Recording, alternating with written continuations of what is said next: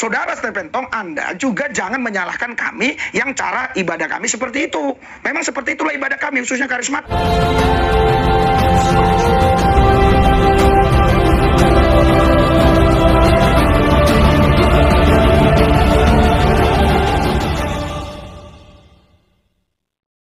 Salah satu pendeta yang sangat amat berani mengkritik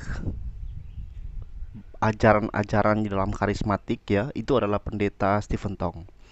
Dan memang pernah ada satu kali, bahkan ada videonya di mana Pak Stephen Tong mengkritik praktik ibadah atau cara beribadah dari karismatik yang sangat-sangat amat tidak teratur gitu ya.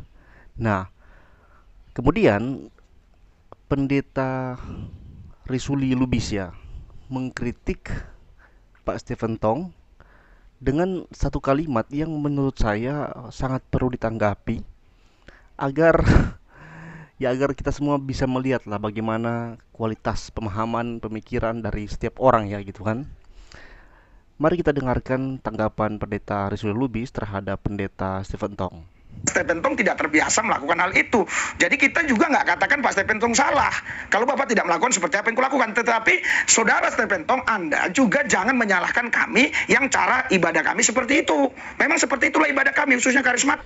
Saya kira di Alkitab tidak diajarkan beribadah sesuai kebiasaan. Tidak ya.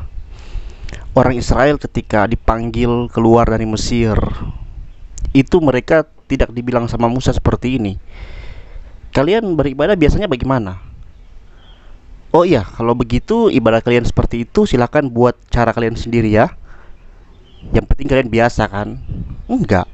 Di Alkitab Musa ya disuruh Tuhan, gak peduli mereka beribadah terbiasa bagaimana.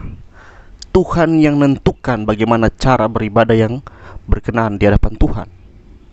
Tuhan yang atur liturginya, Tuhan yang atur persembahannya, harus binatang apa, harus bagaimana ya.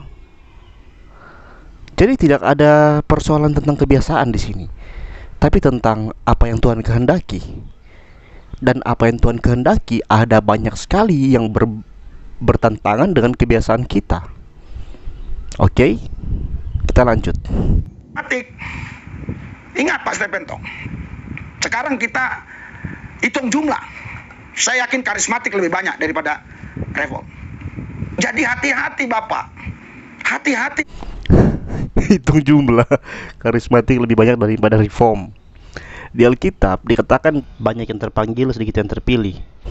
Lalu jalan yang lebar itu banyak dilalui orang, jalan yang sempit sedikit dilalui orang. Jadi kamu bangga karena kamu banyak. Jadi kalian bangga karena kalian banyak. Harusnya kalian takut kalau kalian banyak. Jangan-jangan. Tapi memang menjadi reform adalah sebuah jalan yang sempit, karena lu dituntut untuk mengerti, untuk baca Alkitab, pahami, dalami teologinya. Sempit kalau cuman nyanyi ya, lompat-lompat. Anak kecil pun lompat-lompat di sekolah minggu, gimana dong? Iya kan? Tapi anak kecil lu suruh dalami firman, sulit. Jangan anak kecil ya, orang dewasa aja malas mendalami firman, malas dengar khotbah yang lama, malas mendengar khotbah yang eksposisi ya. Sukanya yang berapi-api. Haleluya, kita akan menang dalam nama Yesus. Saudara-saudara, diberkatilah kalian. Nah, itu pun anak-anak suka dengar memang yang ekspresif-ekspresif seperti itu ya. Jadi memang menjadi reform, menjadi orang yang back to the Bible dan suka belajar teologi secara mendalam, suka berpikir kritis dengan imannya, itu jalan yang sempit ya. Belum lagi teologinya teologi salib, menuntut kita untuk mau menderita, meninggalkan segala kenikmatan kehidupan demi menjunjung kebenaran. Jadi banyak orang yang lewat jalan yang lebar, banyak sekali, dan yang sempit sedikit ya. Oke. Hati Pak Tong, Bapak udah tua Pak Tong, saya ingatkan. Kalau saya nggak ingatkan Bapak, saya takut Bapak ini nanti lama-lama mengarah kepada sungai yang arusnya deras, sehingga Bapak hanyut dan tidak tertolong lagi. Oleh karena itu saya tidak segan-segan mengingatkan. Saya tahu ada ayat yang berkata jangan mengganggu hamba yang kurapi. Iya kan, berkali-kali saya mengkanter Pak Stephen kalau ada hal-hal yang salah. Saya sehat-sehat aja walafiat. Iya. Jadi janganlah kita menganggap diri kita ini paling benar sehingga orang lain kita anggap salah semua. Udah main ngancam-ngancam lagi Pak Risuli. Aduh, gimana sih Pak? Nggak boleh lah ngancam-ngancam masuk sungai. Sungai Pison atau sungai apa ini? Sungai Yordan. Gini guys, eh ingatkan apa soal mengkritisi ya. Pak Seventong mengkritisi cara beribadah yang salah. Anda mengkritisi Pak Seventong untuk supaya jangan mengkritisi. Itu kan logikanya gimana ya? Gimana ya? Iya, iya, iya, iya. Pikir dengan baik lah ya, untuk kita mengetahui bahwa hamba Tuhan yang benar, hamba Tuhan yang sejati, hamba Tuhan yang baik itu dilihat dari bagaimana dia mau menegur kesesatan ya. Dan saya sebenarnya uh, mengapresiasi kalau Pak Risuli Lubis ini berani menegur Pendeta Seventong dan dengan apa kritiknya terhadap ibadah yang nari-nari gitu kan. Tapi alangkah baiknya penegurannya itu harus punya landasan yang kokoh dari Alkitab ya. Teologi harus benar.